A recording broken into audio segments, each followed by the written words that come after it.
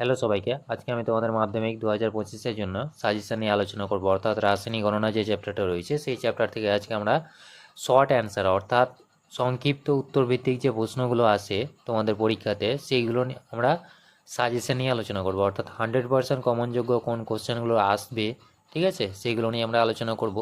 আগের ক্লাসে আমরা এই রাসায়নিক গণনা চ্যাপ্টারটাতেই এমসিকিউ কোনগুলো ইম্পর্টেন্ট অর্থাৎ 100% কমনযোগ্য যে এমসিকিউগুলো হয় সেইগুলো এবং পরীক্ষাতে কোনগুলো আসতে পারে সেইগুলো নিয়ে আমরা আলোচনা করে নিয়েছি। তো তোমরা যারা দেখোনি ভিডিওটা, প্লে লিস্টে লিঙ্ক দেওয়া থাকবে, সেখান থেকে তোমরা দেখে নেবে, ঠিক আছে। তো চলো, আজকের আমাদের ক্লাস হচ্ছে যে শর্ট অ্যান্সার টাইপ যে কোশ্চেনগুলো হয় অর্থাৎ সংক্ষিপ্ত উত্তরভিত্তিক যে প্রশ্নগুলো কোনগুলো পরীক্ষাতে আসবে মাধ্যমিক 2025-এর জন্য ইম্পর্টেন্ট, সব থেকে বেশি ইম্পর্টেন্ট, সেইগুলো আমরা আলোচনা করব, ঠিক আছে। চলো দেখে নেওয়া যাক কী কী কোশ্চেন রয়েছে। প্রথম যে কোশ্চেনটা রয়েছে সেটা হচ্ছে যে রাসায়নিক বিক্রিয়ায় ভরের সংরক্ষণ হয় ব্যাখ্যা করো, ঠিক আছে। অর্থাৎ এই কোশ্চেনটা অনেকবার পরীক্ষাতে এসছে এবং তোমাদের মাধ্যমিক 2025-এর জন্য খুব ইম্পর্টেন্ট একটা কোশ্চেন, ঠিক আছে। ধরে রাখো এটা কমন আসবেই। তো এই যে কোশ্চেনটাতে কি বলেছে দেখো, যে রাসায়নিক বিক্রিয়াতে আমরা কি জানি যে কোনো একটা যদি রাসায়নিক বিক্রিয়া ঘটে তাহলে কি হবে, বিক্রিয়ক পাবো এবং বিক্রিয়াজাত পদার্থ পাবো। তো বিক্রিয়ক এবং বিক্রিয়াজাত পদার্থের কি হচ্ছে এখানে ভরের সংরক্ষণ হচ্ছে কিনা সেইটা আমাকে এখানে ব্যাখ্যা করতে বলেছে, ঠিক আছে। তো সেইগুলোই আমরা কথায় লিখে দেবো, ঠিক আছে। অর্থাৎ আমরা যদি একটা বিক্রিয়ক নিই, ধরুন A+B, সেখান থেকে উৎপন্ন হলো কি C+D, ঠিক আছে। অর্থাৎ আমরা কি জানি যে এইটা যেটা এটা কি, এটা হচ্ছে কি বিক্রিয়ক আর এটা হচ্ছে কি বিক্রিয়াজাত পদার্থ। তাহলে বিক্রিয়াজাত পদার্থের যে ভরটা হবে সেটার সাথে সমান হবে কোনটা, এই বিক্রিয়কের ভরটা, ঠিক আছে। অর্থাৎ বিক্রিয়কের ভর সমান সমান হচ্ছে বিক্রিয়াজাত পদার্থের ভর, এটা আমরা জানি। তো সেটাকে ব্যাখ্যা করতে বলেছে, তো কীভাবে লিখতে হবে সেটাও দেখে নাও একবার, আমি লিখে দিয়েছি। দেখো, রাসায়নিক বিক্রিয়ায় বিক্রিয়ক পদার্থ বিক্রিয়াজাত পদার্থে রূপান্তরিত হয়, ঠিক আছে। অর্থাৎ এই যে বিক্রিয়কগুলো রয়েছে সেটাই কি হচ্ছে বিক্রিয়াজাত পদার্থে রূপান্তরিত হচ্ছে, ঠিক আছে। বিক্রিয়ার পূর্বে বিক্রিয়ক পদার্থের ভর যা ছিল বিক্রিয়ার পরে বিক্রিয়াজাত পদার্থের ভর তার সমান হয়। তারপরে একটা এক্সাম্পল নিয়ে নিয়েছি, যদি এ ও বি বিক্রিয়া করে কি হচ্ছে সিও এবং ডি উৎপন্ন করে, তবে রাসায়নিক বিক্রিয়াটিতে এ এর যে ভর হবে এবং বি এর যে ভর হবে তাদের যে যোগফলটা আমি পাবো, সি এবং ডি এর যে ভরটা আমার হবে যোগফলটা সেটার সাথে কী হবে সমান হবে, ঠিক আছে। তাহলে এইটুকু লিখে দিলেই তোমাদের যথেষ্ট ব্যাখ্যা, ঠিক আছে। চলো পরের কোয়েশ্চেনটা দেখে নিই। পরের কোয়েশ্চেনটাতে কী বলেছে দেখো, যে মোল বলতে কী বোঝায়। অর্থাৎ মোল তোমরা সবাই জানো যে আমরা কি করি, 1 মোল হাইড্রোজেন এরকম ব্যবহার করি, তাই তো। 1 মোল হাইড্রোজেন বা 1 মোল অক্সিজেন এরকম কথাগুলো আমরা ব্যবহার করতে। 1 মোল বলতে কি বোঝায়, মোল, এই যে মোলের সংজ্ঞাটা কি সেটা আমাকে জানতে চেয়েছে, ঠিক আছে।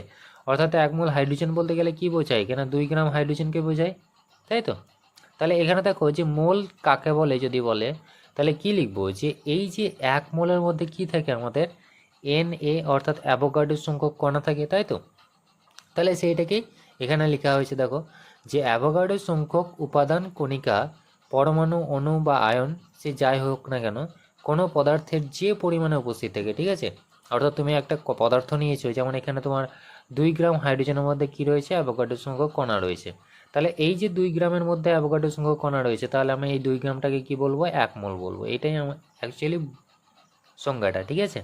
তাহলে এখানে দেখো অ্যাভোগাড্রো সংখ্যক উপাদান কণিকা অণু পরমাণু বা আয়ন কোনো পদার্থের যে পরিমাণে উপস্থিত থাকে সেই পরিমাণকে আমরা কি বলি মোল বলি, ঠিক আছে। অর্থাৎ 2 গ্রামের মধ্যে ছিল অ্যাভোগাড্রো সংখ্যক, সেই জন্য সেটা কি হয়ে যাচ্ছে 2 গ্রামটা হয়ে যাচ্ছে 1 মোল হাইড্রোজেনের ক্ষেত্রে, ঠিক আছে। তাহলে এইভাবেই তোমরা লিখবে। চলো পরেরটা দেখে নিই। পরেরটাতে কী বলেছে দেখো, ভর ও শক্তির তুল্যতা বা নিত্যতা সূত্রটি উল্লেখ করো। আমরা সবাই জানি এটা খুব ইজি কোশ্চেন, ঠিক আছে। এটা অনেকবার পরীক্ষাতে এসেছে, E=mc², যেটা কোনো রাসায়নিক বিক্রিয়া মানে কি, কোনো একটা রাসায়নিক বিক্রিয়া নিয়েছো, ঠিক আছে, তার বিক্রিয়ার আগে এবং পরে পদার্থের ভর ও শক্তির মোট পরিমাণ সর্বদাই কী থাকে সমান থাকে। মহাবিশ্বের ভর ও শক্তির মোট পরিমাণ কি ধ্রুবক এবং অপরিবর্তনীয়। ভর এবং শক্তি কি হয় না পরিবর্তন হয় না, ঠিক আছে। অর্থাৎ সেটা কি হয়ে যাচ্ছে অপরিবর্তনীয়, ঠিক আছে, এবং ধ্রুবক থাকে।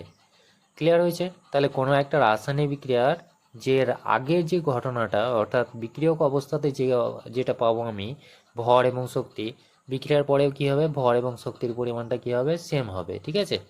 এটাই হচ্ছে কি আমাদের ভর ও শক্তির তুল্যতা বা নিত্যতা সূত্র। চলো পরেরটা দেখে নিই। পরেরটা হচ্ছে কি, রাসায়নিক সমীকরণের দুটি সীমাবদ্ধতা উল্লেখ করো। এটা কিন্তু অনেকবার পরীক্ষাতে এসছে। এটা আগেরটা ভর শক্তির তুল্যতা বা নিত্যতা সূত্রটা, রাসায়নিক সমীকরণের দুটি সীমাবদ্ধতা। তো আমরা এই যে রাসায়নিক বিক্রিয়া দেখি, রাসায়নিক বিক্রিয়া বলতে গেলে কি ধরনের, এ প্লাস বি থেকে কি উৎপন্ন হচ্ছে, সি প্লাস ডি উৎপন্ন হচ্ছে, এটা একটা রাসায়নিক বিক্রিয়া।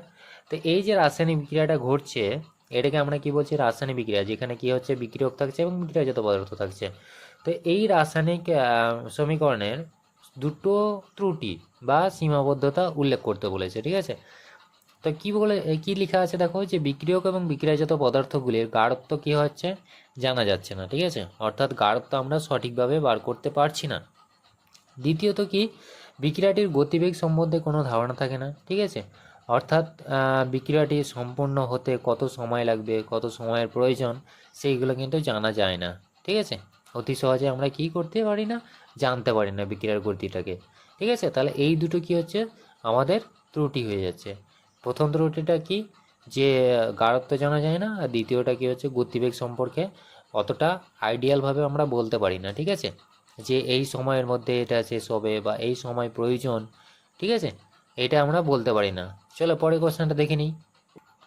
এই কোশ্চেনটাতে কি বলেছে দেখো, যে মোমবাতির দহনের ফলে ভরের হ্রাস পেলেও কিভাবে ভরের সংরক্ষণ ঘটে, ঠিক আছে। অর্থাৎ আমরা কি জানি, যে যদি একটা মোমবাতি নিই, সেই মোমবাতিটা কি হচ্ছে, এক সময় জ্বলছে, জ্বলতে জ্বলতে জ্বলতে জ্বলতে সেটা কি হয়ে যাচ্ছে, একদম শেষ হয়ে যাচ্ছে, তাই তো। তাহলে এই ক্ষেত্রে আমরা দেখতে পাচ্ছি যে গোটা অবস্থায় যে ভরটা ছিল সেটা কি আমার গলে যাওয়ার পরে কি সেই ভরটা সমান হবে, এটা নিয়ে একটা প্রশ্ন থাকে, তাই তো। তাহলে এই যে প্রশ্নটা তোমার অনেকবার পরীক্ষাতে এসেছে, খুবই ইম্পর্টেন্ট, ঠিক আছে। অর্থাৎ এই কোশ্চেনটা অনেকবার পরীক্ষাতে এসেছে এবং তোমাদের মাধ্যমিক 2025-এর জন্য খুব গুরুত্বপূর্ণ একটা প্রশ্ন। তো এখানে কি দেখেছে দেখো, যে মোমবাতির দহনের ফলে ভরে হ্রাস পেলে, ঠিক আছে, কিভাবে ভরের সংরক্ষণ ঘটে। তো অ্যান্সারটা কীভাবে লিখবে দেখো, মোমবাতি জ্বলার সময় কি হচ্ছে, বাতাসের যে অক্সিজেনের সংস্পর্শে আসছে বা অক্সিজেনের সঙ্গে যুক্ত হয়ে কি করছে, কার্বন ডাইঅক্সাইড তৈরি করছে, তাই তো। অর্থাৎ এটা কি হচ্ছে, এটা যখন জ্বলছে, সেটা কি হচ্ছে, বাতাস থেকে অক্সিজেনের সংস্পর্শে এসেই তো জ্বলছে। তাহলে যখনই জ্বলছে তখন কি হচ্ছে, এই একটা গ্যাস তৈরি করছে, যেটা হচ্ছে কি কার্বন ডাইঅক্সাইড। আমরা সবাই জানি যে পুড়ে গেলে পরে কি হয়, কার্বন ডাইঅক্সাইড গ্যাস তৈরি হয়, তাই তো। তাহলে কার্বন ডাইঅক্সাইড গ্যাস তৈরি করছে এবং তার সাথে কি হচ্ছে, জলীয় বাষ্প উৎপন্ন করছে, যেটাকে আমরা H2O বলছি, জলীয় বাষ্প উৎপন্ন করে। যেগুলো উৎপন্ন হওয়ার সঙ্গে সঙ্গে কি হচ্ছে, বাতাসে মিশে যায়। উৎপন্ন কার্বন ডাইঅক্সাইড এবং জলীয় বাষ্প কি হচ্ছে, এর যে ভর মাপা সম্ভব হলে পরে আমরা জানতে পারতাম যে এই যে কার্বন ডাইঅক্সাইড এবং যে উৎপন্ন জলীয় বাষ্প, এদের যে ভরটা হবে সেটার সাথে সমান হবে কোনটা, এই যে মোমবাতি এবং অক্সিজেনের সাথে যুক্ত হয়ে যেটা তৈরি হচ্ছে। অর্থাৎ এই যে মোমবাতিটা নিয়েছো এবং তার সাথে যুক্ত অক্সিজেনের যে মোট ভরটা আমি পাবো, সেটার সাথে কি হবে, কার্বন ডাইঅক্সাইড এবং জলীয় বাষ্পের ভরটা কী হবে, সমান হবে, ঠিক আছে। তো এটাই হচ্ছে কি অ্যান্সার। তাহলে আমরা দেখতে পেলাম যে এই যে মোমবাতির সাথে যে এটা হচ্ছে, অক্সিজেনটা হচ্ছে, তাদের যে ভরটা, সেই ভরের সাথে কি হচ্ছে, সমান হচ্ছে কোনটা, কার্বন ডাইঅক্সাইড প্লাস জলীয় বাষ্প, ঠিক আছে। তাহলে এটা কি হচ্ছে, সঙ্গে সঙ্গে বাতাসে মিশে যাচ্ছে, সেই জন্য আমরা দেখতে পাচ্ছি না। তো আমরা যদি এইটাকে পরিমাপ করতে পারতাম, তাহলে কি হতো, দেখতে পেতাম যে দুটোই কি হচ্ছে, সমান হয়ে যাচ্ছে। তো এভাবে লিখলে পরে তুমি একদম 100% নাম্বার পেয়ে যাবে, ঠিক আছে। চলো পরেরটা দেখে নিই। পরেরটাতে কি বলেছে দেখো, যে গ্যাসের বাষ্প ঘনত্ব বা আপেক্ষিক ঘনত্ব বলতে কি বোঝায়। খুব খুব খুব ইম্পর্ট্যান্ট কোশ্চেন, ঠিক আছে। অর্থাৎ এটাও অনেকবার পরীক্ষাতে এসছে। তো দেখো, যে গ্যাসের বাষ্প ঘনত্ব বলতে কি বোঝায়, যে একই চাপ ও উষ্ণতায় কোনো গ্যাস সম আয়তন হাইড্রোজেন গ্যাসের তুলনায় যত গুণ ভারী হয়, ঠিক আছে। অর্থাৎ চাপ এবং উষ্ণতা যদি একই হয়, তাহলে কোনো একটা গ্যাস যদি আমি নিই, সম আয়তনে হাইড্রোজেন গ্যাসের তুলনায় যত গুণ ভারী হবে, সেই তুলনামূলক সংখ্যাটাকে কি বলবো আমরা, বাষ্প ঘনত্ব বা আপেক্ষিক ঘনত্ব বলবো, ঠিক আছে। অর্থাৎ আপেক্ষিক মানে কি, তুলনা করা। তাহলে এখানে কার সাথে তুলনা হচ্ছে, হাইড্রোজেন গ্যাসের সাথে তুলনা হচ্ছে, ঠিক আছে। অর্থাৎ কোনো গ্যাস সম আয়তনে হাইড্রোজেন গ্যাসের তুলনায় যত গুণ ভারী হয়, সেটাকে কি বলছি আমরা, আপেক্ষিক ঘনত্ব বা গ্যাসের বাষ্প ঘনত্ব, যেটাকে আমরা কি দিয়ে প্রকাশ করি, ডি দিয়ে প্রকাশ করি, ঠিক আছে। তাহলে ডিটা কি, আপেক্ষিক ঘনত্ব বা বাষ্প ঘনত্ব। ক্লিয়ার হয়েছে। চলো পরেরটা দেখে নিই। পরেরটাতে কি বলেছে দেখো, যে বাষ্প ঘনত্ব ও আপেক্ষিক ভরের মধ্যে, আণবিক ভরের মধ্যে সম্পর্কটি প্রতিষ্ঠা করো, ঠিক আছে। অর্থাৎ বাষ্প ঘনত্ব এবং আণবিক ভরের মধ্যে যে সম্পর্ক সেটা আমাকে প্রতিষ্ঠা করতে বলেছে। তাহলে এটা আমরা কি জানি যে বাষ্প ঘনত্ব যেটা হয় সেটার সাথে আমরা এম এর একটা সম্পর্ক জানতে পারি, যেটা হচ্ছে যে এম সমান 2 × ডি, তাই তো? বা ডি সমান যদি আমরা লিখি, ডি সমান কি হচ্ছে 1/2 × এম। তাহলে এই সমীকরণটাকে আমাকে প্রতিষ্ঠা করতে বলেছে, ঠিক আছে।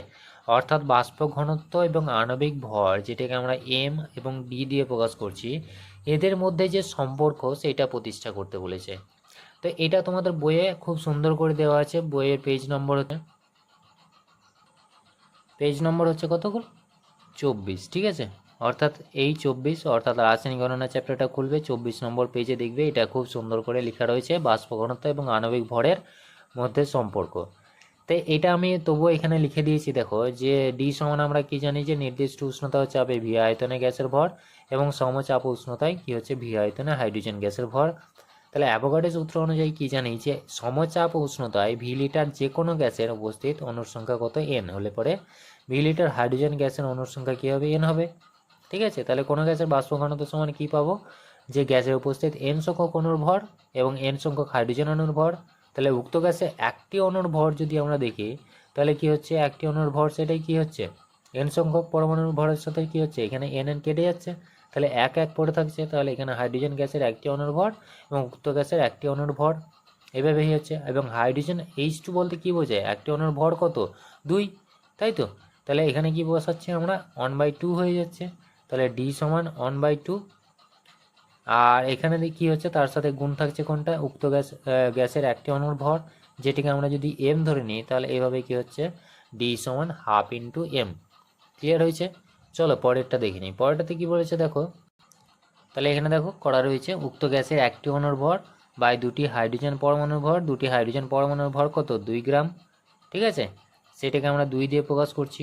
তাহলে উপরে আমাদের কি থাকছে, 1 যদি বসাই, 1 ইন্টু উক্ত গ্যাসের আণবিক ভর, ঠিক আছে, অর্থাৎ গ্যাসের বাষ্প ঘনত্ব, উক্ত গ্যাসের আণবিক ভর হয়ে গেল। তাহলে গ্যাসের বাষ্প ঘনত্ব কোনটা হচ্ছে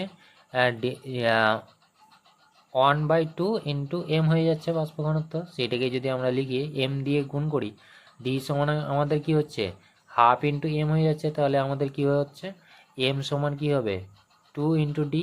তাহলে এখানে কি হচ্ছে গ্যাসের আণবিক ভর এম সমান 2 × গ্যাসের বাষ্প ঘনত্ব। ক্লিয়ার হয়েছে?